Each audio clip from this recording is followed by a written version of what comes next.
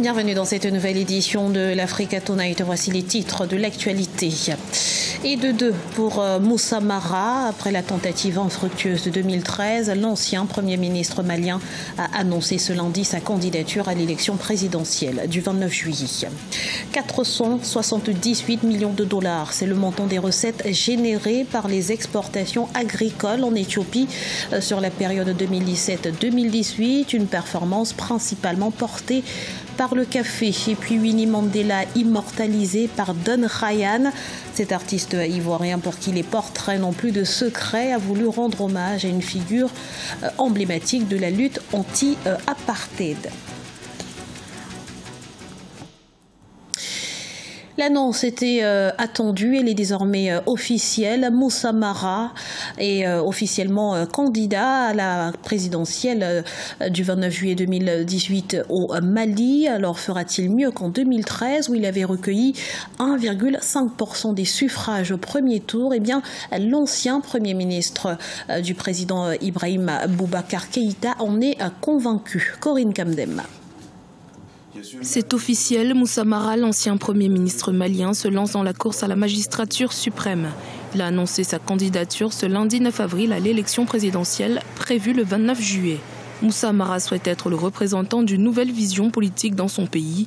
Il prône notamment une meilleure gestion de l'administration malienne.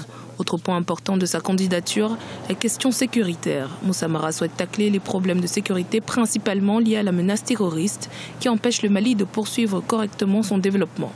Nous sommes arrivés au moment où le Mali doit se donner une nouvelle destinée avec un nouveau leadership, rajeuni si nécessaire avec une gouvernance responsable, honnête, lutte contre la corruption des élites avec une décentralisation effective. Il y a un certain nombre de thématiques qui aujourd'hui ne sont pas enfourchées par la classe politique traditionnelle parce qu'elles s'inscrivent dans l'ancien temps.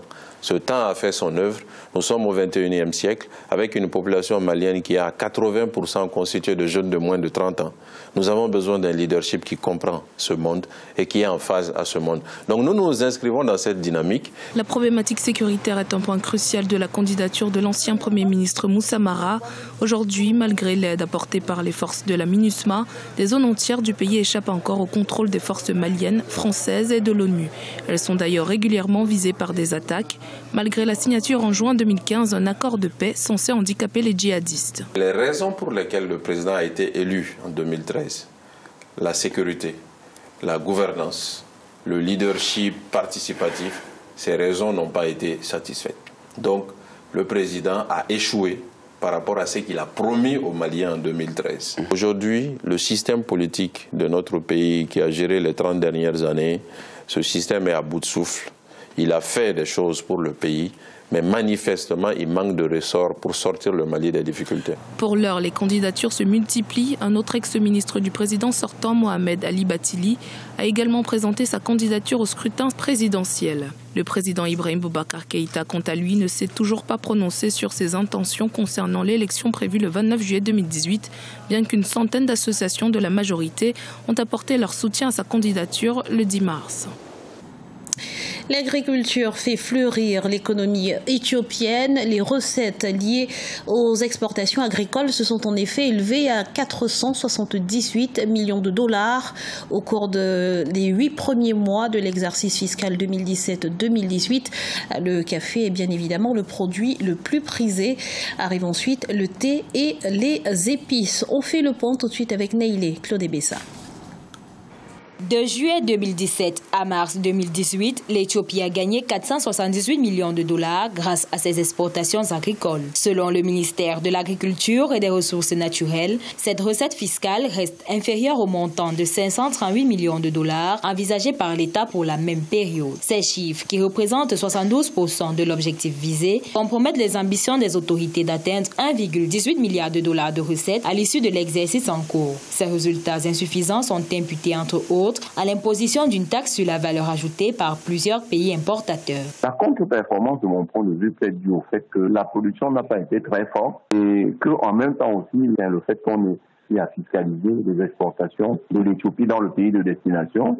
Ça veut dire quoi? Un produit qui est parti de l'Éthiopie pour ce pays étranger est frappé d'une taxe sur la valeur ajoutée ou bien d'une taxe d'importation. En Éthiopie, l'agriculture occupe une place importante dans l'économie du pays. Les recettes engrangées par le secteur agricole représentent 39% du produit intérieur brut. Même s'il aspire à devenir une véritable économie industrielle, le pays reste fortement dépendant de son secteur agricole qui fait vivre environ 80% de sa population. À quelques mois de la fin de l'année fiscale en cours, le gouvernement s'active à atteindre son objectif à terme.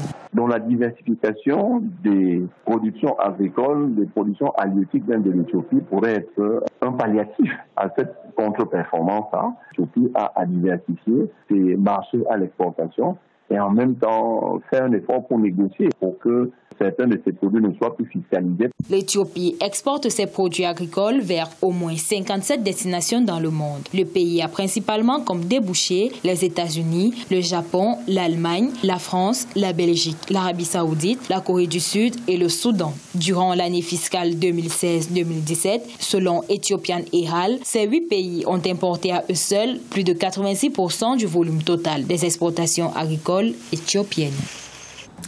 Jour J-66 avant le mondial Russie 2018. L'Égypte est un des 5 pays africains à prendre part à cette grande messe du ballon rond sur le terrain. Passionnés de football s'organisent afin de soutenir au mieux les pharaons. Le jeune Mohamed Noufal, lui, s'est lancé le pari fou de rejoindre Moscou à vélo. Il devra donc parcourir près de 5000 km en 65 jours. Patricia Dubois. Le Caire, place Tahrir. Mohamed Noufal embrasse une dernière fois sa mère avant de prendre la route. Une route de 5000 km l'attend. Cet Égyptien de 24 ans compte en effet se rendre en Russie pour le mondial de football 2018, un défi qui durera 65 jours.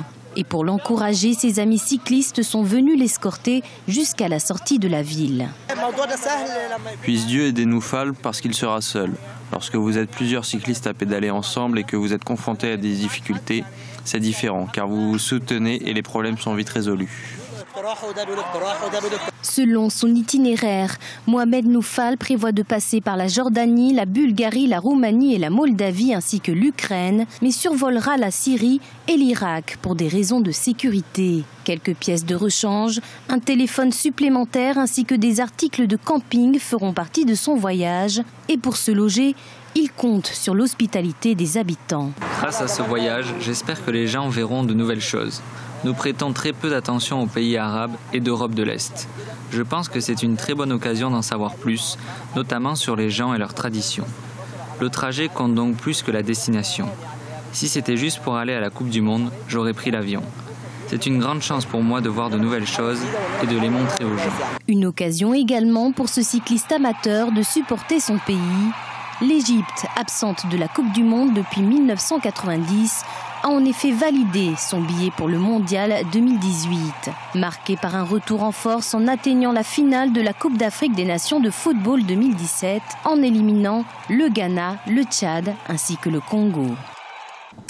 Culture à présent et coup de projecteur sur le portraitiste ivoirien Don Ryan. En seulement 2 ans de carrière, il a passé sous ses pinceaux des dizaines de personnalités africaines. La dernière en date est Winnie Mandela, figure de la lutte contre l'apartheid, décédé le 2 avril dernier. Reportage d'Olivier Diacotan, notre correspondant en Côte d'Ivoire. C'est dans cet atelier à Bingerville, ville située au nord d'Abidjan, que le portraitiste Hyacinthe Dan, alias Ryan, vit sa passion depuis 2016. Sa particularité est de faire le portrait des personnalités africaines de tous les secteurs. Aujourd'hui, il a décidé de rendre hommage à Winnie Mandela à travers un tableau. Cette emblématique figure politique féminine de l'Afrique du Sud mérite un hommage immortel via l'art, selon le portraitiste. Depuis notre enfance, on nous a toujours montré l'icône de la lutte en Afrique du Sud, Nelson Mandela. Mais on a montré aussi qu'il pouvait s'appuyer sur sa femme, une femme de caractère, une femme de mérite, Winnie Mandela, qui, à travers sa lutte, malgré que son époux était en prison, elle a poursuivi la lutte en étant dehors jusqu'à ce qu'il sorte et jusqu'à ce que son ascension lui mène au pouvoir. C'est une femme vraiment, comme elle dit, une femme battante. Voilà, c'est un exemple pour toutes les femmes d'Afrique. Hyacinthe Dan, alias Rian, a réalisé en 2 ans de carrière 80 portraits de personnalités. Dans ses débuts, ses œuvres coûtaient 15 000 francs CFA. Mais en 2018, il a décidé d'en tirer un réel profit. Il reçoit en moyenne par mois 3 commandes de tableaux avec un prix unitaire de 200 000 francs CFA.